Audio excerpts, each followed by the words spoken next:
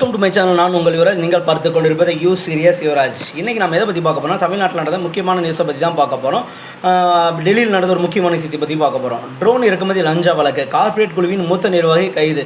இது பெரிய நியூஸாக பார்க்குதுங்க. ட்ரோன் இறக்குமதி பண்ணுறதுல ஒரு லஞ்சம் விஷயம் வந்து மாட்டியிருக்காங்க. லஞ்சம் எல்லா துறையிலும் இருக்கின்றது, சென்ட்ரல் கவர்மெண்ட்டும் இருக்கின்றது தான் நாம் இப்போ தெரிஞ்சுக்கணும். புதுடெல்லியில் ட்ரோன் இறக்குமதி தொடர்பான லஞ்ச வழக்கில் ஒரு பெரிய கார்ப்பரேட் குழுவின் மூத்த நிர்வாகியை மத்திய புலனாய்வு அமைப்பு கைது செய்துள்ளது.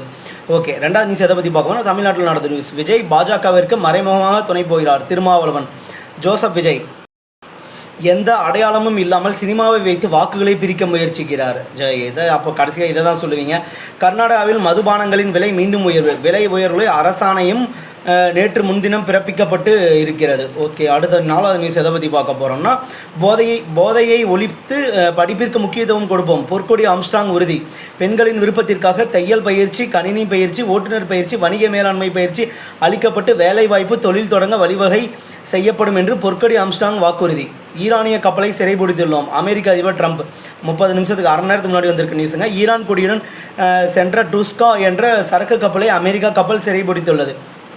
திண்டுக்கல் லியோனியின் பிரச்சார வாகனம் மீது பாட்டில் வீச்சு. தமிழக சட்டசபைக்கான தேர்தல் வருகிற 23ஆம் தேதி நடைபெற இருந்த நிலையில் திண்டுக்கல் லியோனி பிரச்சார வாகனம் மீது பாட்டில் வீச்சு. ஓகே, அடுத்த நியூஸ் எதை பற்றி பார்க்க போகிறோம்னா, பிரதமரின் பேச்சு தேர்தல் நடத்தை விதிமீறல். தலைமை தேர்தல் ஆணையருக்கு இந்திய கம்யூனிஸ்ட் கடிதம்.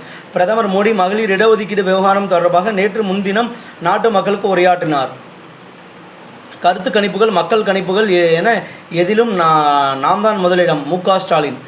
வெல்வோம் 200, படைப்போம் வரலாறு என முதலமைச்சர் மு.க. ஸ்டாலின் தெரிவித்துள்ளார். நடிகர் விஜய் சங்கீதா விவாகரத்து இன்று விசாரணை.